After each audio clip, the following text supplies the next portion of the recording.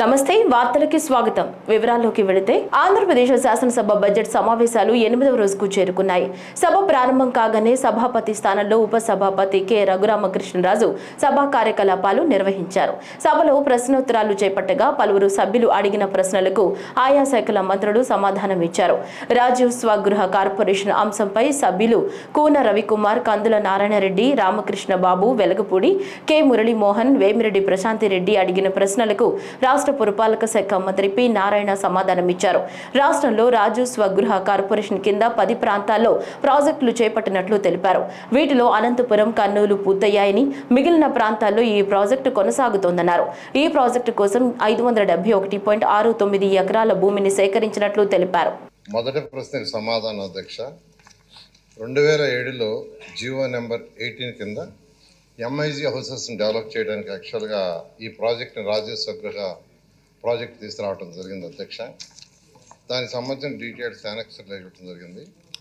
తర్వాత రెండవ ప్రశ్నకి సమాధానం, మొత్తం 10 ప్లేసుల్లో ఈ ప్రాజెక్ట్ని చేస్తే 2 ప్లేసులు అనంతపురం, కర్నూలు ఈ ప్రాజెక్ట్ పూర్తయింది.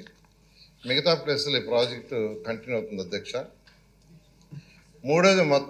మూడవ ప్రశ్న సమాధానం, మొత్తం 571.69 ఎకరాలు మొత్తం సేకరించి ప్రాజెక్టు కంటిన్యూ జరుగుతుంది. ప్రాజెక్టు ముందుకు పోవటం లేదు, వైబుల్ కావట్లేదు.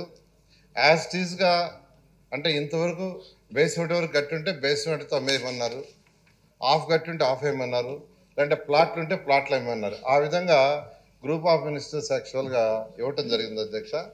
2015లో కూడా జీవో నెంబర్ 7లో సేమ్ ఇచ్చాము. ఆ విధంగా ఈ ప్రాజెక్ట్ ఇప్పుడు కంటిన్యూ అవుతుంది అధ్యక్ష. అదేవిధంగా గౌరవనీయ సభ్యులు వెలగపూడి రామకృష్ణ గారు అడిగినట్టుగా ఆ రోజు దాన్ని 5,000 కింద యాక్చువల్గా పెట్టి ఫస్ట్ ఆక్షన్ వేశారు అధ్యక్ష. రీసెంట్గా అయితే ఒక కమిటీ వేసాం అధ్యక్ష. ఆ కమిటీ అంటే 60,000 స్క్వేర్ యార్డ్. రీసెంట్గా ఏంటంటే ఆ కమిటీ 75,560కి ప్రపోజ్ చేసింది అధ్యక్ష. దాని మీద జీవో ఇవ్వబోతున్నాం.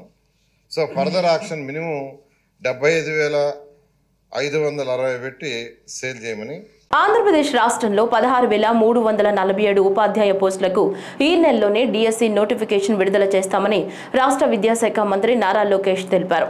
శాసనసభ ప్రశ్నోత్తరాల సమయంలో రాష్ట్రంలో ఖాళీగా ఉన్న ఉపాధ్యాయ పోస్టులపై సభ్యులు అడిగిన ప్రశ్నలకు మంత్రి సమాధానమిస్తూ రాష్ట్ర చరిత్రలో తొలిసారి టీచర్ల సీనియారిటీ జాబితా ప్రకటిస్తామని, వారి బదిలీల కోసం ప్రత్యేక చట్టం తీసుకొస్తామని తెలిపారు.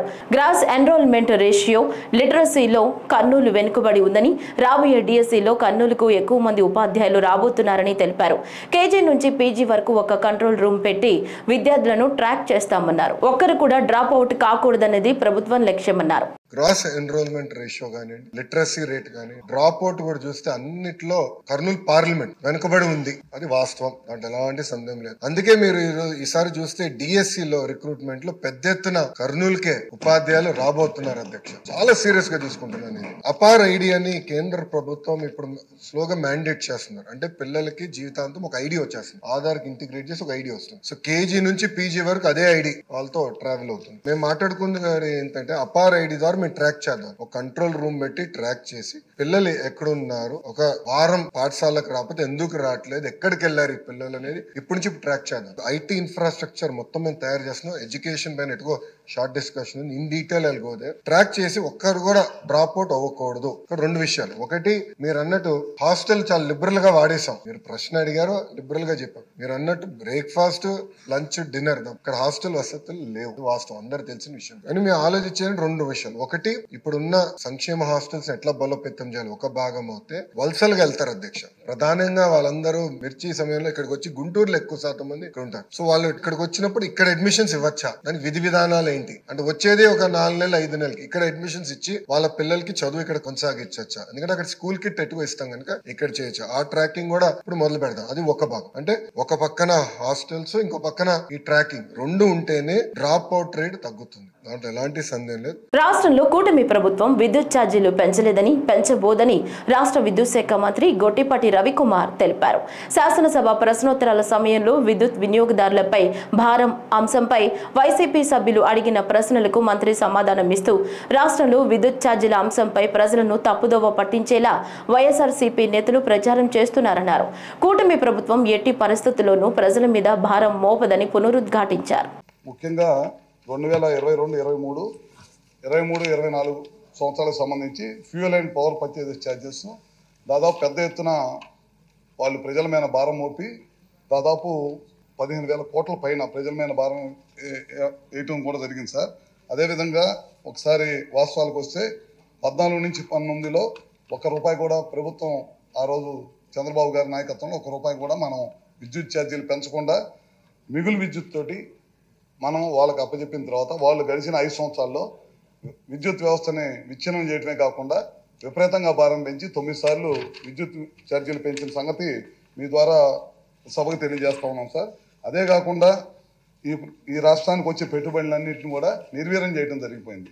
దాదాపు 14 నుంచి 19 సంవత్సరాల్లో దాదాపు 7 నుంచి 8 గిగావాట్ల రెన్యూబుల్ ఎనర్జీని మనం ఈ రాష్ట్రంలోకి తీసుకురావడం జరిగింది. చాలా పెద్ద ఎత్తున తీసుకొచ్చిన దానికి ఆ రోజు వచ్చిన ఇంత పెద్ద ఎత్తున పెట్టుబడులు వచ్చినాయనే ఉద్దేశంతో వీళ్ళందరూ కూడా పవర్ని తీసుకోకుండా పవర్ షట్ డౌన్ చేసేసి చాలా పెద్ద ఎత్తున పవర్ పర్చేజ్ చేయటం వల్ల ఈ భారం ప్రజల మీద పడింది అనేది మీ ద్వారా తెలియజేస్తా ఉన్నాను. దాదాపు మన ప్రభుత్వం అధికారంలోకి వచ్చిన తర్వాత, కూటమి ప్రభుత్వం అధికారంలోకి వచ్చిన తర్వాత పవర్ పర్చేజెస్ కొనకూడదు అనే ఉద్దేశంతో చాలా పెద్ద ఎత్తున పవర్ పర్చేజెస్ అన్ని కూడా డౌన్ చేశాం. మేమైతే ఖచ్చితంగా చెబుతున్నాం, ఈ విద్యుత్ ఛార్జీలు గతంలో పెంచి ప్రజల మీద భారం వేసినవి మనం పెంచినవి ₹1 కూడా మనం పెంచలేదు. పదే ప్రజల్లోకి క్వశ్చన్ రూపంలో కానీ ధర్నాల రూపంలో కానీ వైఎస్ఆర్సీపీ వాళ్ళు ప్రజల్లోకి తప్పు సంకేతాలు తీసుకెళ్లాలనే ప్రయత్నం చేస్తా ఉన్నారు. మనమైతే ₹1 కూడా పెంచాం. కూటమి ప్రభుత్వం చేనేతల సంక్షేమానికి అధిక ప్రాధాన్యత ఇస్తోందని రాష్ట్ర చేనేత సంక్షేమ శాఖ మంత్రి ఎస్ సవిత తెలిపారు. శాసనసభ ప్రశ్నోత్తరాల సమయంలో చేనేత సంఘాల పునరుద్ధరణ అంశంపై సభ్యులు అడిగిన ప్రశ్నలకు మంత్రి సమాధానం ఇస్తూ 50 ఏళ్లకే చేనేతలకు ₹4,000 పింఛన్ అందిస్తున్నట్లు తెలిపారు. NRLM నుంచి నేషనల్ రూరల్ లైవ్లీ మిషన్ కింద సెర్పా ఆధ్వర్యంలో 120 కోట్ల చేనేతలకు పనితో పాటు ఆర్థిక అభివృద్ధి కల్పించడానికి రేపు 8వ తారీఖున గౌరవ సీఎం గారి చేరిత ఈ పథకం మొదలు పెడుతున్నామన్న విషయాన్ని కూడా మీకు తెలియజేస్తున్నాం. NHDC ద్వారా 15% సబ్సిడీ నూలు సరఫరా చేయటం, చేనేతలకు ఇప్పుడు కరెంటు విషయం చెప్పాము అధ్యక్ష. మరి ఎన్టీఆర్ పెన్షన్కి మనం ఎన్టీఆర్ భరోసా పెన్షన్కి 50 సంవత్సరాలకే 4,000 పెన్షన్ అందజేస్తున్నాం అధ్యక్ష. 455 కోట్ల రూపాయలతో మనం పెన్షన్ ఇస్తున్నాం. అదేవిధంగా కరెంటు కోసం, విద్యుత్ కోసం 200 కోట్లు. మరి ఆంధ్రప్రదేశ్ స్టేట్ గవర్నమెంట్, మన స్టేట్ గవర్నమెంట్ మన చేనేతల కోసం, క్లస్టర్ల కోసం, వారి అభివృద్ధి కోసం, వారు లేటెస్ట్ డిజైన్స్ నేర్చుకొని వాళ్ళు లేటెస్ట్ మిషన్స్ అప్డేషన్ కోసం సుమారుగా 138 కోట్ల రూపాయలు కేటాయించారు అధ్యక్ష. అంతేకాకుండా సెంట్రల్ నుంచి కూడా మనకు మొత్తం చేనేతలు కేటాయించిన బడ్జెట్లో 38% మనం కేటాయించారు అధ్యక్ష. అందులో మనకు కూడా 1,52 కోట్ల రూపాయలు నిధులు కూడా కేటాయించారన్న విషయాన్ని కూడా మీకు తెలియజేస్తూ, అంతేకాకుండా మరి మేడం గారు అడిగినట్లు వివర్శాలలు ఏర్పాటు చేయమన్నారు అధ్యక్ష. నారా లోకేష్ బాబు గారు ఏదైతే యువగల మన మంగళగిరిలో నిర్మాణం చేశారో 365 రోజులు పని కల్పించాలని ఆ ఉద్దేశంతోనే మేము కూడా సెంట్రల్తో మాట్లాడి మరికొన్ని వివర్శాలలు కూడా ఏర్పాటు చేయబోతున్నామనే విషయాన్ని కూడా తెలియజేస్తూ, రాష్ట్రంలోని వివిధ ప్రాంతాల్లో టీడీఆర్ బాండ్లలో జరిగిన అవకతవకలపై విజిలెన్స్ సిఐడి విచారణ జరుగుతోందని రాష్ట్ర పురపాలక శాఖ మంత్రి నారాయణ తెలిపారు. శాసనసభ ప్రశ్నోత్తరాల సమయంలో టీడీఆర్ బాండ్లు విశాఖపట్నం అంశంపై సభ్యులు వెలగపూడి రామకృష్ణబాబు, పల్లా శ్రీనివాసరావు, విష్ణుకుమార్ రాజు, కన్నబాబు, ఆరెమిల్లి రాధాకృష్ణతో సహా పలువురు అడిగిన ప్రశ్నలకు మంత్రి సమాధానమిచ్చారు. గత ప్రభుత్వంలో టీడీఆర్ బాండ్లలో భారీగా అవకతవకలు జరిగాయని, ఒక్క విశాఖలోనే కాకుండా తణుకు, తిరుపతిలో కూడా అక్రమాలు చేశారని పేర్కొన్నారు. విచారణ అనంతరం నివేదిక రాగానే చర్యలు తీసుకుంటామని తెలిపారు. వచ్చే 3 నెలల్లోగా టీడీఆర్ బాండ్ల అక్రమాలపై పూర్తి స్పష్టత ఇస్తామని మంత్రి నారాయణ వెల్లడించారు. రాష్ట్రం మొత్తం తీసుకుంటే 965 పెండింగ్ ఉన్నాయి అధ్యక్ష. అందులో 482 షార్ట్ ఫాల్స్ ఉన్నాయి. 265 గిఫ్ట్ లెటర్ రాస్తున్నాము, వాళ్ళు ఇస్తే ఇచ్చేస్తారు. 218 నోటిఫై చేశారు. అంటే 1 వీక్ టైం ఇచ్చి నోటిఫై చేసి ఇష్యూ చేయబడుతున్నారు అధ్యక్ష. తర్వాత 2014-19 అధ్యక్ష నెలకి 58 టీడీఆర్ బాండ్స్ మనం ఇచ్చాం అధ్యక్ష. గత ప్రభుత్వం 47 ఇచ్చింది. ఈ ప్రభుత్వం వచ్చిన తర్వాత నెలకి 27 ఇస్తున్నాం. అంటే తగ్గినాయి. కారణం ఏంటంటే మొదటి 5 నెలలు ఆల్మోస్ట్ అన్ని ఆపున్నాం అధ్యక్ష. తణుకులో తిరుపతిలో జరిగిన ఈ స్కామ్స్ వల్ల వాటిని ఆపమన్నాం, అందువల్ల ఆపాము. తర్వాత మళ్ళీ ఏంటంటే రియల్ వాల్యూకి అంటే ఒరిజినల్గా ఎక్కడైతే ల్యాండ్ ఇచ్చారో ఆ వాల్యూకి ఇష్టపడి ముందుకు వస్తే ఇస్తామని చెప్పాము అధ్యక్ష. వాళ్ళే వచ్చారు ముందుకి, డిలే అవుద్ది సార్ మాకు వాల్యూకి, దాని మీద ఆర్డర్స్ ఇచ్చాము. చాలామంది యాక్చువల్గా ఒరిజినల్ వాల్యూ అంటే రియల్ వాల్యూకి తీసుకోవడం జరిగింది అధ్యక్ష. అయితే ఈరోజు విశాఖపట్నంలో సిరిపురం క్రైస్తవ భూముల డెవలప్మెంట్ కానీ వీటన్నిటి మీద కూడా ఈ యొక్క కమిటీ రిపోర్ట్ రాగానే యాక్షన్ తీసుకోవడం జరుగుతుంది అధ్యక్ష. అదే కాకుండా ఈ అసైన్మెంట్ భూములు ఎవరికైతే ఇచ్చామో అసైన్మెంట్ ల్యాండ్స్ వాళ్ళకు కూడా పట్టా ల్యాండ్స్తో ఈక్వల్గా టీడీఆర్ బాండ్ ఇవ్వాలని జీవో కూడా ఇవ్వడం జరిగింది అధ్యక్ష. అందువల్ల అసైన్ ల్యాండ్స్ ఎవరైతే ఇచ్చారో వాళ్ళందరూ కూడా త్వరలో క్లియర్ చేస్తామని తెలియజేస్తూ ఇది వీలైనంత తొందరలో ఈ రిపోర్ట్ తీసుకొచ్చి దీని మీద డెసిషన్స్ తీసుకుని ముందుకు పోవడం జరుగుతుంది అధ్యక్ష. రాష్ట్రంలో వెనుకబడిన తరగతుల సంక్షేమానికి రాష్ట్ర ప్రభుత్వం కృషి చేస్తోందని రాష్ట్ర బీసీ సంక్షేమ శాఖ మంత్రి ఎస్ సవిత తెలిపారు. శాసనసభ ప్రశ్నోత్తరాల సమయంలో బలహీన వర్గాలకు నిధుల కేటాయింపు అంశంపై సిహెచ్ వంశీకృష్ణ శ్రీనివాస్, పల్లె సింధూరారెడ్డి అడిగిన ప్రశ్నకు మంత్రి సమాధానమిస్తూ బీసీ సంక్షేమానికి ఈ బడ్జెట్లో 47,556 కోట్ల రూపాయలను కూటమి ప్రభుత్వం కేటాయించిందన్నారు. కూటమి ప్రభుత్వం బీసీలకు అధిక ప్రాధాన్యత ఇస్తోందన్నారు. బీసీల స్వయం ఉపాధి పథకం కోసం 1977 కోట్ల రూపాయలు, ఆదరణ పథకానికి 1000 కోట్లు కేటాయించినట్లు చెప్పారు. మహిళా దినోత్సవం రోజు మహిళల సాధికారతకు ప్రాధాన్యత ఇస్తూ ముఖ్యమంత్రి చంద్రబాబు నాయుడు 1,02,000 మంది మహిళలకు కుట్టు మిషన్లపై 90 రోజుల శిక్షణను అందించి ఉచితంగా మిషన్లను అందిస్తున్నట్లు తెలిపారు. మరి బీసీలు అంటేనే తెలుగుదేశం అంటేనే బీసీలు అన్న నందమూరి తారక రామారావు గారు పార్టీ పెట్టిన తర్వాతే బీసీలు గుర్తించి బీసీలు అన్ని రంగాల్లోనూ ముందుండాలి అని అందరినీ రాజకీయంగా, సామాజికంగా, విద్యాపరంగా అన్ని రంగాల్లోనూ ముందుకు తీసుకొచ్చిన దేవుడు అనాలి అన్న నందమూరి తారక రామారావు. ఆ రోజు నుంచి ఈ రోజు వరకు మరి బీసీలంతా ఎన్డీఏ ప్రభుత్వానికి ఓటేసి మానేశ్రీ ముఖ్యమంత్రి చంద్రబాబు నాయుడు గారికి బీసీలకు పెద్దపీటేసి ఒక పక్క రాజకీయంగా ఎప్పుడు వినలేని విధంగా ముఖ్య పదవుల్లో కూడా ఈరోజు సిఎస్ కావచ్చు, మరి అనేక పదవుల్లో ఈరోజు బీసీలకు గౌరవించారు ఎన్డీఏ ప్రభుత్వం. అదేవిధంగా ఇప్పుడు సోదరులు అడిగినట్లు బీసీలకు స్వయం ఉపాధి పథకం కోసం 1977 కోట్ల నిధులు కేటాయించారన్న విషయాన్ని కూడా మీకు తెలియజేస్తూ మరి ఆదరణ పథకానికి కూడా 1000 కోట్లు ప్రకటించారు. మరి ఆర్టిజన్స్కి ఇదే కుల వృత్తులు చేసుకునే వారికి కూడా మేము సంక్షేమ పథకాలు కులాల వారీగా కూడా కేటాయించామనే విషయాన్ని కూడా తెలియజేస్తూ 56 కార్పొరేషన్లలో మరి కొన్ని కార్పొరేషన్లు ఏర్పాటు చేశాం. కొన్ని కార్పొరేషన్లకు ముఖ్యమంత్రి గారు కూడా దశాదిశ నిర్దేశించారు. జనాభా లెక్కల ప్రకారం వాళ్ళకు నిధులు కూడా కేటాయించాలని కూడా ప్రతిపాదించామన్న విషయాన్ని కూడా మీకు తెలియజేస్తూ అదేవిధంగా బీసీలకు పూర్వ వైభవం వచ్చిందన్న విషయాన్ని కూడా మీకు తెలియజేస్తూ మరి సభ్యులు సింధూరారెడ్డి గారు అడిగారు అధ్యక్ష, మరి బీసీ బిడ్డలు కూడా కార్పొరేట్ స్కూల్ ధీటుగా ఉండాలని మాన్యశ్రీ ముఖ్యమంత్రి చంద్రబాబు నాయుడు గారు మహాత్మా జ్యోతిరావు పూలే గురుకులాలు ఏర్పాటు చేశారు.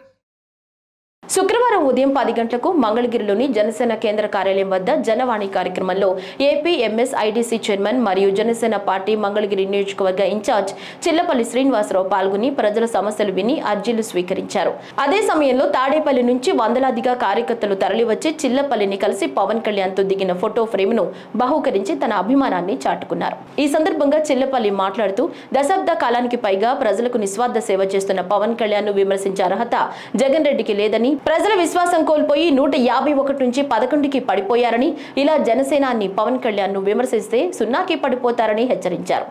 మార్చి 14న జరిగే 12వ ఆవిర్భావ దినోత్సవానికి లక్షలాదిగా ప్రజలు తరలి రావాలని సూచించారు. తాడేపల్లి పట్టణ అధ్యక్షుడు అంబటి తిరుపతిరావు, జనసేన మంగళగిరి నియోజకవర్గ నాయకులు జొన్న రాజేష్, రాష్ట్ర ఐటీ కోఆర్డినేటర్ కోటేష్ బాబు ఆధ్వర్యంలో ఇంతమంది వచ్చి కలవటం ఆనందంగా ఉందని, మంగళగిరి నుంచి బస్సు సౌకర్యం కల్పిస్తామని తాడేపల్లి పట్టణ రూరల్తో సహా మంగళగిరి నియోజకవర్గం వ్యాప్తంగా వేర మహిళలు, జన సైనికులు, విద్యార్థులు, కార్మికులు, కర్షకులు, పవన్ కళ్యాణ్ అభిమానులు, జనసేన సానుభూతి పరులు అధిక సంఖ్యలో సంఖ్యలో పాల్గొని కార్యక్రమాన్ని విజయవంతం చేయాలని సూచించారు. ఈ సందర్భంగా కార్యకర్తలు, జన సైనికులు హలో మంగళగిరి, చలో పిఠాపురం, జై జనసేన, జై పవన్ కళ్యాణ్, జై చిల్లపల్లి అంటూ నినాదాలు చేశారు. ఈ కార్యక్రమంలో వందలాదిగా జన సైనికులు పాల్గొన్నారు. జై జనసేన, ఆవిర్భావ సభను జయప్రదం చేయండి, ఆవిర్భావ సభను జయప్రదం చేయండి. చలో పిఠాపురం, చలో పిఠాపురం, హలో మంగళగిరి, హలో మంగళగిరి. ఏదైతే పిఠాపురంలో జరిగే ఆవిర్భావ సభ సందర్భంగా హలో మంగళగిరి, చలో పిఠాపురం అనే ఒక స్లోగన్తో మంగళగిరి నుంచి భారీగా తరలించడానికి మా మండలాధ్యక్షులు అయితేనేమి, నేనైతేనేమి అందరూ కూడా తమ వంతుగా మేము కూడా ఏర్పాట్లు చేస్తామని వాళ్ళు కూడా పాల్గొనడానికి వచ్చారు. మేము రకరకాల అంటే ట్రాన్స్పోర్టింగ్ సౌకర్యాలు, బస్సులు కానీ, కార్లు కానీ ఇవన్నీ ఇవాళ రేపట్లో కూర్చొని అవన్నీ డిస్కస్ చేసి మేము వెళ్తానికి మేము సిద్ధమవుతా ఉన్నాం. మంగళగిరి నుంచి తప్పనిసరిగా జనసేన పార్టీ ప్రథమ ప్రాధాన్యం వహిస్తాం ఆ యొక్క ఏర్పాట్లలో అని చెప్పి ఈ సందర్భంగా తెలియజేస్తాను. జగన్మోహన్ రెడ్డి గారు ఒక ప్రెస్టేషన్తో ఉన్నాడు. ఆయన ఇంకా డైజెస్ట్ కావట్లే, ఇంకా నేను 151 సీట్లో ఉన్నాననే ఒక భ్రమలో ఉన్నాడు. అవన్నీ పోయి తిరగబడిపోయి మా అధ్యక్షుడు పవన్ కళ్యాణ్ గారు అన్నట్టు ఆ మధ్యలో 5 ఒకట్లే మిగిలినాయి. మీకు ముందులో అది గమనించండి. మీరు యథార్థంలో బ్రతకడం జీవించమని చెప్తాను. దేనికంటే గత 5 సంవత్సరాల్లో రాష్ట్రానికి ఒక భవిష్యత్తుని నువ్వు తీసేసావు. ఒక రాష్ట్రం అంతా కూడా అధోగతి పాలైపోయింది. ఈ రోజున ఆంధ్రప్రదేశ్ రాష్ట్రం పునర్నిర్మాణం చేస్తాం. ఎందుకంటే 2014లో ఏదైతే విభజన జరిగిందో ఆ రోజున జరిగిన లాస్ కంటే మీరు ఈ రోజున 2019, 2024 మధ్య చేసిన డ్యామేజ్ ఎక్కువ. ఎందుకంటే యువతకు ఉపాధి లేదు. మీరు ఎంతసేపటికి ఆ లిక్కర్ అమ్ముకోవటం, ఇసుక అమ్ముకోవడంతో సరిపోయింది. కానీ ప్రజలకి ఏం కావాలి? ప్రజలు భవిష్యత్తు ఇక్కడ చాలామంది రైతులు ఇదంతా చాలామంది అధోగతి పాలయ్యారు. ఈ రోజున మా ప్రభుత్వం వచ్చినా, కూటమి ప్రభుత్వం వచ్చినాక ఏదైతే అంత అనుభవం ఉన్నటువంటి వ్యక్తి చంద్రబాబు నాయుడు గారు కానీ, దానికి సపోర్ట్గా పవన్ కళ్యాణ్ గారు తన బాధ్యతలు ఎంత ఉన్నతంగా తీర్చిదిద్దుతున్నారంటే ఈ రోజున నిరంతరం ప్రజలుగా ఏం చేయాలి, మనం ఏం మిస్ అయ్యాం, మన ఆంధ్ర రాష్ట్రాన్ని రాబోయే రోజుల్లో ఒక విజనరీగా రాష్ట్రంలో కాదు ఒక ప్రపంచంలోనే ఒక ఉన్నతమైన రాష్ట్రంగా తీర్చిదిద్దాలి, దానికి ఒక కంకణ కట్టుకొని తను పదవులు కాదు ముఖ్యం, 15 సంవత్సరాలు ఈ కూటమి బలంగా ఉంటేనే ప్రజలకి మంచి జరుగుతుందనే ఉద్దేశంతో పవన్ కళ్యాణ్ గారు ఈ రోజున మాట్లాడుతూ ఉంటే మీకు ఏమైనా కళ్ళు దుబ్బాయి అనిపిస్తుంది మాకు. ఎందుకంటే మీరు ఇంకా అదే భ్రమలో ఉన్నారు. ఆ భ్రమలోనే మీరు, మీ నాయకులు ఎందుకంటే ఒక్కొక్కళ్ళు మీరు ఏదైతే ప్రజలకు కీడు చేసి చట్ట ప్రకారం ఇబ్బందులు అవుతా ఉందో ఒక్కొక్కరు లోపలికి వెళ్ళిపోతా ఉన్నారు. మీకు ఒక ప్రెస్టేషన్ అయిపోయింది. చివరికి మీ వంతు ఎప్పుడు వస్తావు అనేది మీకు భయం వేస్తూ ఉంది. దయచేసి ఇలాంటి అపోహలు కనొద్దు. పవన్ కళ్యాణ్ గారిని మాట్లాడే అర్హత అది మీకు లేదు. ఇది ఒకటి మీరు గమనించుకోండి. పవన్ కళ్యాణ్ గారిని అనే అర్హత ఈ ప్రపంచంలోనే ఎవరికి లేదు. ఎందుకంటే ఆయన అంత ఉన్నతమైన ఆశయాలతో పవన్ కళ్యాణ్ గారు జనసేన పార్టీని పెట్టి ఒక దశాబ్దం పాటు ఆయన తన భుజాల మీద మోసి ఈ రోజున కూడా పదవి వచ్చినా కూడా ప్రజలకే మనం ఏం చేయాలనే ఉద్దేశంతో ఆయన ప్రయత్నిస్తున్నాడు, ఆయన పనిచేస్తున్నాడు. తప్పితే మీరు ఇంతవరకు దేనికంటే ఆ ధాన్యం కొనుగోలు రైతులకి 24 గంటల్లో ఆ ధాన్యం కొనగానే 24 గంటల్లో వాళ్ళకి డబ్బులు వేయటం అసలు ఇక్కడ ఎక్కడన్నా చరిత్రలో ఉందా? మీ హయాంలో మీరు చేసినప్పుడు మేము వచ్చి తీరుస్తూ ఉన్నాం మా ప్రభుత్వం. ఇది గమనించమని చెప్తా ఉన్నాం. వైఎస్ వివేకానందరెడ్డి హత్య కేసులో ప్రధాన సాక్షి మరణించడం హై ప్రొఫెషనల్ మర్డర్ గా మేము భావిస్తున్నాము. రంగయ్య మరణం వెనుక ఎవరి ప్రమేయం ఉందనే అనుమానాన్ని అన్ని కోణాల్లో దర్యాప్తు చేయడం కోసం ప్రయత్నాలు చేస్తున్నామని వైఎస్ఆర్ జిల్లా ఎస్పీ పేర్కొన్నారు. 2014 సంవత్సరం నుంచి 24 మధ్య హత్య కేసులోని 6 మంది ప్రధానమైన సాక్షులు చనిపోవడం జరిగింది. 2019లో శ్రీనివాస్ రెడ్డి, శంకర్ రెడ్డి, 2022లో గంగాధర్ రెడ్డి, 2024 సెప్టెంబర్లో వైఎస్ అభిషేక్ రెడ్డి, నారాయణ, ఇప్పుడు రంగయ్య మరణించడం జరిగిందన్నారు. గతంలో వైఎస్ వివేక హత్య కేసులో సాక్షులు మరణించినప్పుడు పోలీసుల వల్ల, సిబిఐ వల్ల చనిపోయారంటూ అసత్య ప్రచారం చేస్తున్నారని, దీన్ని అన్ని కోణాల్లో దర్యాప్తు చేస్తున్నామని, దీని వెనుక ఎవరున్నారు, ఎందుకులా చేస్తున్నారు, ప్రధానమైన కేసును కప్పిపుచ్చే ప్రయత్నాలు ఏమైనా చేస్తున్నారా అనే అంశాలపై అన్ని కోణాల్లో దర్యాప్తు చేయడం జరుగుతుందన్నారు. వివేకానందరెడ్డి గారి హత్య కేసులో ప్రధానమైనటువంటి సాక్షి అయినటువంటి పులివెందులకు చెందిన రంగయ్య, అప్పుడు వాచ్మెన్ గా పనిచేసినటువంటి వ్యక్తి రిమ్స్ హాస్పిటల్ కడపలో చికిత్స పొందుతూ మరణించడం జరిగింది. అస్వస్థతతో బాధపడుతున్నటువంటి అతన్ని పులివెందుల గవర్నమెంట్ హాస్పిటల్ తీసుకుని పోవడం జరిగింది. అక్కడ నుంచి రిమ్స్కి తరలించడం జరిగింది. రిమ్స్లో చికిత్స పొందుతూ మరణించారు. ఈ యొక్క వివేకానంద రెడ్డి హత్య కేసులో ప్రధానమైనటువంటి ముద్దాయి చనిపోవడం హై ప్రొఫెషనల్ మర్డర్గా మనం అనుమానిస్తూ ఉన్నాము. దీంట్లో భాగంగా బ్యాక్గ్రౌండ్లో ఎవరి ప్రమేయం ఉంది, అదేవిధంగా ఈ అనుమానాన్ని అన్ని కోణాల్లో కూడా దర్యాప్తు చేయడం కోసం ప్రయత్నాలు చేస్తూ ఉన్నాము. దీంట్లో భాగంగా ఇంతకు ముందు కూడా ఇదే విధంగా ప్రధానమైనటువంటి సాక్షులు 2019 నుంచి 24 మధ్యలో 5 నుంచి 6 మంది చనిపోవడం జరిగింది. అందులో భాగంగా శంకర్ రెడ్డి 2019లో చనిపోవడం జరిగింది. అదేవిధంగా గంగాధర్ రెడ్డి 2022లో చనిపోవడం జరిగింది. వైఎస్ అభిషేక్ రెడ్డి 2024 సెప్టెంబర్లో చనిపోవడం జరిగింది. నారాయణ అనే వ్యక్తి చనిపోవడం జరిగింది. ఇప్పుడు రంగన్న 2025 మార్చిలో చనిపోవడం. ఇంతకు ముందు కూడా సాక్షులు చనిపోయిన క్రమంలో పోలీసులు వాళ్ళ చనిపోయారు, సిబిఐ వాళ్ళ ద్వారా చనిపోయారు అనేసి ఈ విధంగా అసత్య ప్రచారం చేస్తూ ఉన్నారు. దీన్ని అన్ని కోణాల్లో దర్యాప్తు చేస్తూ ఉన్నాము. దీని వెనుక ఎవరున్నారు, ఎందుకు ఇలా చేస్తున్నారు, ఆ ప్రధానమైనటువంటి కేసులో భాగంగా దీన్ని కప్పిపుచ్చే ప్రయత్నాలు ఏమైనా జరుగుతున్నాయా అనే అన్ని కోణాల్లో కూడా ఈ కేసుని దర్యాప్తు చేయడం జరుగుతుంది. మార్చి 8వ తేదీన నిర్వహించనున్న లోక్ అదాలత్లో 371 కేసులను రాజీ చేయదగిన కేసులను గుర్తించడం జరిగిందని ఉమ్మడి పశ్చిమ గోదావరి జిల్లా 11వ అదనపు జిల్లా జడ్జి సికిందర్ బాషా చెప్పారు. తాడేపల్లిగూడెంలో న్యాయమూర్తి సికిందర్ బాషా మాట్లాడుతూ రాజీ మార్గమే రాజమార్గమని నినాదంతో ఇరు పక్షాల కక్షిదారులకు అంగీకారంతో లోక్ అదాలత్లో అవార్డు ప్రకటించడం జరుగుతుందన్నారు. పారా లీగల్ వాలంటీర్లతో పాటు పోలీసులు న్యాయవాదులతో సమావేశాలు నిర్వహించామన్నారు. లీగల్ వాలంటీర్లు గ్రామాల్లో అవగాహన కల్పిస్తున్నారన్నారు. ప్రకారము 3 నెలలకు ఒకసారి జాతీయ లోక్ అదాలత్ అనేది నిర్వహించడం జరుగుతుంది. ఆ విధంగా ఈ సంవత్సరం 2020 సంవత్సరం మొదటిసారిగా 8 మార్చిన అంటే రేపు జాతీయ లోక్ అదాలత్ నిర్వహించడం జరుగుతుంది. తాడేపల్లిగూడెంలో ఇక్కడ 3 బెంచీలు కాన్స్టిట్యూట్ చేసేసి లోక్ అదాలత్ బెంచీలు 3 బెంచీలు పనిచేస్తాయి. వాటిలో జిల్లా కోర్టుకు సంబంధించి వివాదాలని మా కోర్టు జిల్లా 11th ADJ కోర్టులో, అలాగే సీనియర్ సివిల్ జడ్జి కోర్టులో ఇంకొక సీనియర్ సివిల్ జడ్జి గారిని నియమించడం జరిగింది బెంచ్గా. అలాగే మ్యాజిస్ట్రేట్ కోర్టుల్లో కూడా ఇక్కడ 3 మ్యాజిస్ట్రేట్ కోర్టులు ఉన్నాయి. ఈ 3 మ్యాజిస్ట్రేట్ కోర్టులకు సంబంధించిన వివాదాలని లోక్ అదాలత్లో పరిష్కరించడానికి ప్రిన్సిపల్ జూనియర్ సివిల్ జడ్జి గారి కోర్టులో ఒక బెంచ్ కాన్స్టిట్యూట్ చేయడం జరిగింది. పెండింగ్ వివాదాలని ప్రజలందరికీ కొంచెం మనసు చేసుకొని వివాదాలను పరిష్కరించుకుంటే మా నినాదం ఏమిటంటే రాజీ మార్గమే రాజమార్గం. ఒకసారి వివాదం ఏర్పాటైన తర్వాత కోర్టుల చుట్టూ తిరిగి వాళ్ళ విలువైన సమయాన్ని ధనాన్ని వృధా చేసుకోవడం జరుగుతుంది. చిన్న చిన్న వివాదాలు అయితే మీరు ఒకసారి మాట్లాడుకొని పరిష్కరించుకోవచ్చు. ఉపాధ్యాయుల నియామకానికి నోటిఫికేషన్ త్వరలో వెలువడనున్న నేపథ్యంలో బీసీ సంక్షేమ శాఖ ఆధ్వర్యంలో త్వరలో ఉచిత ఆన్లైన్ డిఎస్సి కోచింగ్ ప్రారంభించనున్నట్లు బీసీ సంక్షేమ శాఖ మంత్రి సవిత తెలిపారు. ఈ నెల 10వ తేదీ నుంచి అభ్యర్థుల నుంచి దరఖాస్తులు స్వీకరిస్తున్నట్లు ఆమె ఒక ప్రకటనలో వెల్లడించారు. ఇప్పటికే 26 జిల్లా కేంద్రాల్లోనూ బీసీ స్టడీ సర్కిల్ ఆధ్వర్యంలో ఉచిత డిఎస్సి కోచింగ్ సెంటర్లు ప్రారంభించిన విషయాన్ని మంత్రి గుర్తు చేశారు. కాగా ఇప్పుడు ఆన్లైన్ ద్వారా ఉచిత డిఎస్సి కోచింగ్ కు ఏర్పాట్లు పూర్తి చేశామని తెలిపారు. పలు కారణాలతో కోచింగ్ సెంటర్లకు వెళ్లలేని వారంతా ఇంటి వద్ద నుంచే ఆన్లైన్ ద్వారా శిక్షణ పొందవచ్చని మంత్రి వివరించారు. ఈ నెల 21 నుంచి 10వ తరగతి పరీక్షలు ప్రారంభం కానున్నాయి. ఈ మేరకు విద్యాశాఖ సంబంధిత పోర్టల్లో హాల్ టికెట్లను అందుబాటులో ఉంచింది. ఈ నెల 3 నుంచే వీటిని విద్యార్థులు డౌన్లోడ్ చేసుకునేందుకు వెసులుబాటు కల్పించింది. కాగా రాష్ట్ర వ్యాప్తంగా అన్ని పరీక్షా కేంద్రాల్లో తగిన ఏర్పాట్లపై పాఠశాల విద్యాశాఖ ముందస్తు చర్యలు చేపట్టింది. విద్యార్థులకు అవసరమైన త్రాగునీటి సౌకర్యం, వసతి చేకూర్చాలని పరీక్షా కేంద్రాల నిర్వాహకులను ఆదేశించింది. అలాగే దూర ప్రాంత విద్యార్థులకు ఉచిత బస్సు ప్రయాణం కల్పించేలా ఆర్టీసీని ఆదేశించింది. అంతర్జాతీయ మహిళా దినోత్సవం నేపథ్యంలో రాష్ట్ర జలవనరుల మంత్రి నిమ్మల రామానాయుడు మహిళలకు శుభాకాంక్షలు తెలిపారు. ఈ మేరకు వెలగపూడిలోని సచివాలయంలో మహిళా ఉద్యోగుల సంక్షేమ సంఘం ఆధ్వర్యంలో జరిగిన వేడుకల్లో పాల్గొన్నారు. మహిళా ఉద్యోగులకు శుభాకాంక్షలు తెలిపారు. ఈ సందర్భంగా ఆయన మాట్లాడుతూ ఆడపడుచులకు ఆస్తిలో వాటా హక్కు కల్పించిన ఘనత ఎన్టీఆర్ కు దక్కుతుందన్నారు. అలాగే డ్వాక్రాను తెలుగుదేశం ప్రభుత్వమే తీసుకొచ్చిందని 10 లక్షల రూపాయల వరకు ఎలాంటి హామీ లేకుండా రుణ సదుపాయం కల్పించడంలో సీఎం చంద్రబాబు కృషి ఉందన్నారు.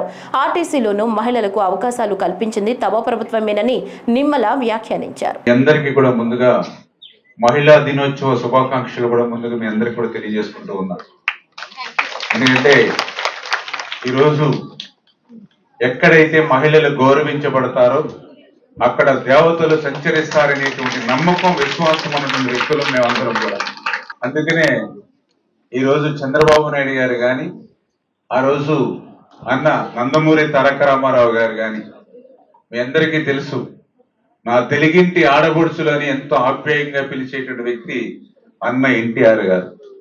ఆయన మాటల్లోనే కాదు చేతల్లో కూడా చూపించేటువంటి విధంగా ఆ రోజు మీ అందరికీ తెలుసు, ఒక దేశ ప్రధాని సాక్షాత్తు మహిళ ఉన్నప్పటికీ కూడా మగవాళ్లతో పాటు ఆడవాళ్లకు కూడా సమాన హక్కులు ఇవ్వాలనేటువంటి ఆలోచనతో ఆ రోజు ఎన్టీఆర్ గారు ఈ రాష్ట్రంలో శ్రీకారం చుట్టినటువంటి పరిస్థితి.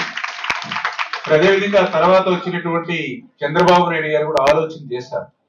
ఈరోజు సమాజంలో సగం మహిళలు, జనాభాలో సగం మహిళలు, సగం ఉన్నటువంటి మహిళలు అభివృద్ధి చెందకుండా ఈ సమాజం అభివృద్ధి చెందదు, ఈ రాష్ట్రం అభివృద్ధి చెందదు అనేటువంటి ఆలోచనతోటి మహిళలు కూడా చిన్న చిన్న అవసరాల కోసం తండ్రి మీదో కొడుకు మీదో భర్త మీద ఆధారపడటం కాదు, తన కాళ్ళ మీద తాను నిలబడాలి అనేటువంటి ఉద్దేశంతో ప్రపంచంలో ఎక్కడా లేనటువంటి విధంగా డ్వాక్రా సంఘాలను కూడా ఆంధ్రప్రదేశ్ రాష్ట్రంలో తీసుకొచ్చి ఇవాళ మహిళా ఆర్థిక సాధికారతని ఆంధ్రప్రదేశ్ రాష్ట్రంలో తీసుకొచ్చినటువంటి ఘనత కూడా మరి చంద్రబాబు నాయుడు గారి విషయాన్ని కూడా ఈ సందర్భంగా తెలియజేసుకుంటూ ఉన్నాం. ముఖ్యమంత్రి నారా చంద్రబాబు నాయుడు ఈ నెల 8న ప్రకాశం జిల్లా మార్కాపురంలో పర్యటించనున్నారు. అంతర్జాతీయ మహిళా దినోత్సవ వేడుకల్లో పాల్గొంటున్న నేపథ్యంలో మంత్రి డోలా బాల వీరాంజనేయ స్వామి నిన్న రాత్రి జిల్లా కలెక్టర్ శ్రీమతి ఏ తమీం అన్సారియాతో కలిసి ఆయన సభావేదిక హెలిప్యాడ్ ప్రాంతాలను పరిశీలించారు. ఈ సందర్భంగా మంత్రి డోలా మాట్లాడుతూ అంతర్జాతీయ మహిళా దినోత్సవాన్ని మార్కాపురం ప్రాంతంలో నిర్వహించడం అదృష్టంగా భావిస్తున్నామన్నారు.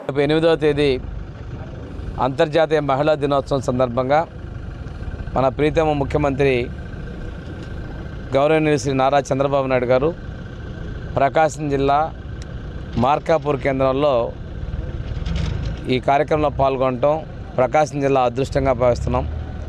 ఎందుకంటే ఆకాశంలో సగం ఉన్నటువంటి మహిళల యొక్క మహిళా దినోత్సవాన్ని వెనుకబడినటువంటి ప్రాంతం అయినటువంటి మన జిల్లాలో ముఖ్యంగా మార్కాపురంలో జరుపుకోవటం చాలా సంతోషం. ఏదైనా కానీ మనం ఈరోజు విజన్ 47లో కూడా మహిళలదే కీలకం, ప్రతి ఒక్క కుటుంబం కూడా ఎంపవర్మెంట్ సాధించాలి లక్ష్యంతో ముందుకెళ్తున్నాం. దాని సందర్భంగా కొన్ని స్టేట్ లెవెల్ ఇష్యూస్ కింద మెప్మా అదేవిధంగా డిఆర్డీలో కొన్ని ఎంఓయూలు చేసుకోబోతున్నారు.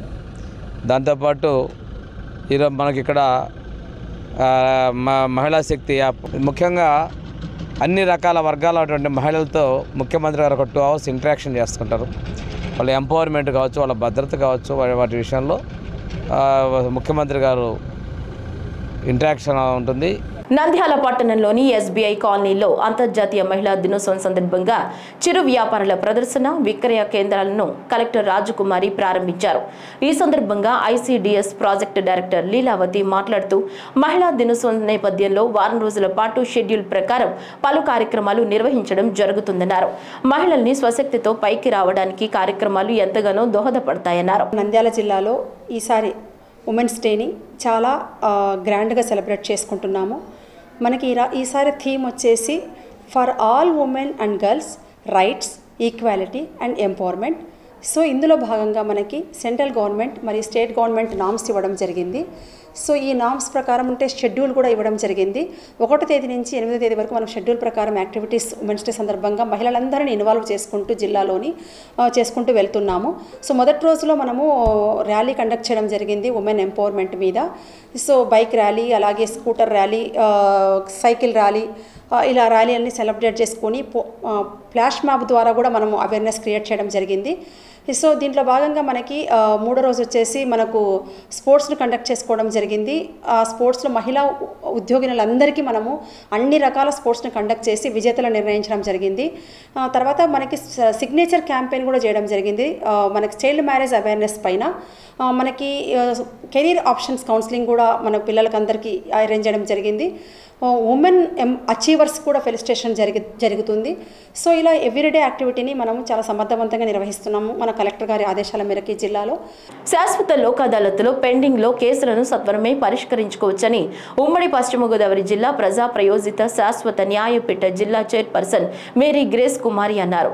ఈ సందర్భంగా ఆమె మీడియాతో మాట్లాడుతూ కక్షిదారులు వ్యయ ప్రయాసాలకు లోను కాకుండా రాజీ మార్గం ద్వారా కేసులను పరిష్కరించుకోవాలని సూచించారు. ఈ అవకాశాన్ని ప్రతి ఒక్కరూ వినియోగించుకోవాలని విజ్ఞప్తి చేశారు. రీలిటిగేషన్ కేసుల్లో కూడా అంటే కోర్టుకి రాని కేసుల్లో కూడా మన లోక్ అదాలత్ దగ్గరికి వచ్చి ముందుగానే నోటీస్ పంపించుకొని అవి కోర్టుకి వెళ్లకుండానే సెటిల్ చేసుకునే అవకాశం కూడా ఉంది. ఇంకా ఏంటి అని అంటే కేసులు పెండింగ్ కేసుల్లో మధ్యవర్తిత్వం ద్వారా కూడా కేసులు పరిష్కరించుకోవచ్చు. ఎందుకంటే ఇద్దరి మధ్యలో కూడా ఏదన్నా చిన్న చిన్న తారతమ్యాలు ఉంటే ఆ కేసులు సెటిల్ కావు. కోర్టుతో ప్రమేయం లేకుండా మీడియేషన్ అనేది మధ్యవర్తిత్వం జరుగుతుంది. కాబట్టి ఇక్కడ స్టేట్ లీగల్ సర్వీస్ అథారిటీ వారు ఇచ్చినటువంటి ఆదేశాల మేరకు పర్మనెంట్ లోక్ అదాలత్ చైర్మన్గా నేను ఇక్కడ మీడియేషన్ చేస్తున్నాను. కాబట్టి పెండింగ్ కేసుల్లో ఏవైనా సరే రాజీ పడదగ్గ కేసులు నెగోషియబుల్ ఇన్స్ట్రుమెంట్ యాక్ట్ కింద కానీ, తర్వాత పార్టీషన్ దావాలు కానీ, ఫ్యామిలీ డిస్ప్యూట్స్ కానీ, రాజీ పడదగ్గ క్రిమినల్ కేసులు కానీ, సివిల్ కేసులు ఏవైనా సరే అన్నిటిలో కూడా కక్షిదారులు వచ్చి ఇక్కడ ముందుగా మా దగ్గరికి కేసుని రెఫర్ చేయించుకుంటే ఇరుపక్షాలని పిలిచి వాళ్ళ తరపు వాళ్ళని వీళ్ళ తరపు వాళ్ళని కూడా కూర్చోబెట్టి వాళ్ళకు ఉన్నటువంటి డిస్ప్యూట్ ఏంటి అనేది గమనించి ఇద్దరికీ కూడా రాజీ కుదిర్చి ఒకవేళ అమౌంట్ ఒకేసారి కట్టుకోలేకపోతే కనుక వాయిదాల పద్ధతిలో కూడా వాళ్ళు అమౌంట్ని కట్టుకునే అవకాశం కూడా వెలుసుబాటు కూడా ఇవ్వటం జరుగుతుంది. ఆ విధంగా చాలా కేసులు 500 మాకు రెఫర్ అయిన 1000 కేసెస్ రెఫర్ అయితే 500 కేసుల వరకు మేము ఇక్కడ సెటిల్ చేయడం జరిగింది. ప్రభుత్వ విప్లైన బొలిశెట్టి శ్రీనివాస్, బొమ్మిడి నాయకర్, ఉంగుటూరు శాసనసభ్యులు పచ్చమట్ల ధర్మరాజు సమావేశం ఏర్పాటు చేశారు. ఈ సందర్భంగా మాట్లాడుతూ కూటమి ప్రభుత్వం ప్రతి నిమిషం ప్రజల కోసం పనిచేస్తుంటే ప్రభుత్వానికి ప్రజల్లో వస్తున్న మద్దతు తట్టుకోలేక వైసీపీ నాయకులు ప్రెస్ మీట్లు పెట్టి బురద జల్లే ప్రయత్నం చేస్తున్నారు అన్నారు. వైసీపీ నాయకులు కూటమి ప్రభుత్వం గురించి నోటికి ఏది వస్తే అది మాట్లాడుతున్నారని అన్నారు. వైసీపీ చేతకాని ప్రభుత్వం, చేతకాని పరిపాలన వల్ల గత ఆంధ్ర రాష్ట్రం 10 సంవత్సరాలు వెనక్కి పోయిందని చెప్పి కూడా మీకు తెలియజేస్తా ఉన్నా. ఎందుకంటే ఎవరైతే ఎస్సీ ఎస్టీలు కష్టపడి మిమ్మల్ని గెలిపించారో వాళ్ళందరి డబ్బులు కూడా ఎస్సీ ఎస్టీ సప్లైలో డబ్బులు కూడా కొట్టేసి వాళ్ళకు కూడా ఏమి ఇవ్వకుండా మరి ఆ డబ్బును కూడా మింగేసినటువంటి చేతగాని ముఖ్యమంత్రి, మాజీ ముఖ్యమంత్రి ఈ జగన్మోహన్ రెడ్డి కాదని అడుగుతా ఉన్నా. నువ్వు ప్రభుత్వంలో దుర్వినియోగం చేసిన డబ్బులు నీ సలహాదారులకు ఇచ్చిన జీత 680 కోట్లు నిజం కాదా? 550 కోట్లతో ఒక సొంత భవనాన్ని నిర్మించుకుని నీ కుటుంబం విలాసవంతంగా బతకడానికి పేద ప్రజల కోసం ఖర్చు పెట్టవలసిన డబ్బులు నువ్వు ఖర్చు పెట్టింది నిజం కాదా అని చెప్పి ముఖ్యమంత్రిని, మాజీ ముఖ్యమంత్రి జగన్మోహన్ రెడ్డిని నేను అడుగుతా ఉన్నా. మరి ఇంకా అంబటి రాంబాబు గారు చెప్తా ఉన్నారు, పుడతానే ఎంపీ పదవితో పుట్టాడు జగన్మోహన్ రెడ్డి అని చెప్పి. తండ్రి ముఖ్యమంత్రి కాకపోతే జగన్మోహన్ రెడ్డి ఎంపీ కాదు కదా, కనీసం కౌన్సిలర్ కూడా అవలేడని కూడా నేను తెలియజేస్తా ఉన్నా. మా నాన్నగారు ముఖ్యమంత్రి అయి ఉంటే నేను ఈ పార్టీకి ముఖ్యమంత్రి అవుతునేమో. ఎందుకంటే అన్యాక్రాంతమైన డబ్బు వచ్చి పడింది కాబట్టి మీ దగ్గరికి ఆ డబ్బుతో పేద ప్రజలకు ఎరచూపి సంక్షేమం పేరుతో దోపిడీ చేసి మీకు బిస్కెట్లు వేసి కోట్లాది రూపాయలని మరి ఇవాళ దండుకున్న వ్యక్తి జగన్మోహన్ రెడ్డి. పిఠాపురం వైఎస్ఆర్సీపీ మాజీ ఎమ్మెల్యే పెండెం దొరబాబు నేడు జనసేన పార్టీలో చేరనున్నారు. పిఠాపురం నియోజకవర్గ అభివృద్ధి కోసం తాను జనసేన పార్టీ అధినేత డిప్యూటీ సీఎం పవన్ కళ్యాణ్ సమక్షంలో ఆ పార్టీలో చేరుతున్నట్లు ప్రకటించారు. ఇవాళ తనతో పాటు ఉమ్మడి తూర్పుగోదావరి జిల్లా పరిషత్ వైస్ చైర్మన్, పిఠాపురం జడ్పీటీసీ సభ్యుడు బుర్రా అనుబాబు, ఎంపీపీ కన్నాబొత్తుల కామేశ్వరరావు, పిఠాపురం పురపాలక సంఘం వైస్ చైర్పర్సన్ కొత్తపల్లి పద్మ బుజ్జి, మరికొందరు నేతలు తన అనుచరులు జనసేన పార్టీలో చేరబోతున్నట్లు తెలిపారు.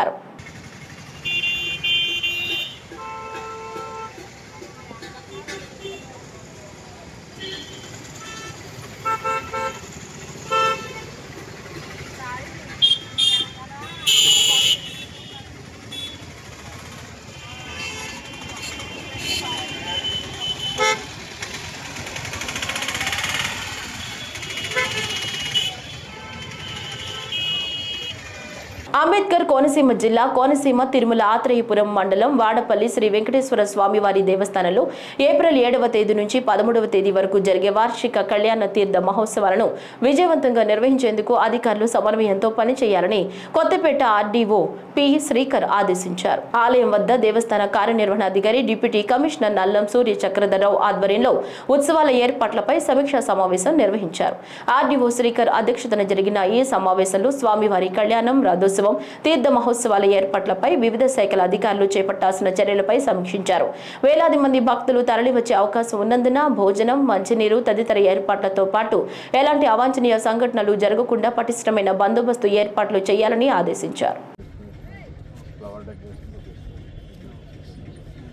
టైం టెండర్ ఇస్తామండి. ఇంకా ఆ టైంకి మీకు క్లియర్గా మీకు ఎక్స్ప్లెయిన్ చేస్తాం. అంటే జనరల్గా ఇప్పుడు మనకి ప్రతి కళ్యాణానికి సరిపోతుంది. దగ్గర 7-8 అంటే మన కేసు కన్నా సార్ అదేనండి. పుట్టి రోజుల్లో ఇలా చేస్తాం. వాళ్ళే లైఫ్ జాకెట్లు కూడా మనకి. గుంటూరులో ఉచితంగా మెగా మెడికల్ క్యాంప్ని నిర్వహించారు. ప్రజలందరూ ఈ అవకాశాన్ని వినియోగించుకోవాలని గుంటూరు పశ్చిమ ఎమ్మెల్యే గల్లా మాధవి అన్నారు. గుంటూరు అరండల్పేట 13వ లైన్లో ఉన్న టీడీపీ జిల్లా కార్యాలయంలో ఏర్పాటు చేసిన మీడియా సమావేశంలో మాట్లాడారు. అంతర్జాతీయ మహిళా దినోత్సవం సందర్భంగా ఉచిత మెగా మెడికల్ క్యాంప్ నిర్వహించారు. ఈ సందర్భంగా ఎమ్మెల్యే మాట్లాడుతూ ఆరోగ్యమే మహాభాగ్యం, మన ఆరోగ్యం మన చేతుల్లోనే అని సంబోధించారు. మహిళా దినోత్సవాన్ని పురస్కరించుకొని ఈరోజు మేము మహిళలందరికీ హెల్త్ క్యాంప్ని నిర్వహించాలి అని అనుకున్నాము.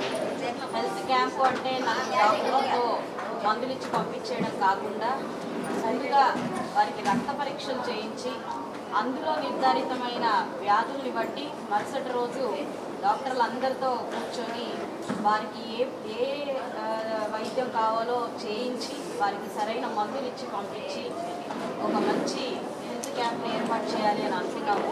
ఎందుకంటే సమాజంలో మహిళలు సరి సమానంగా మనకు ఉన్నారు.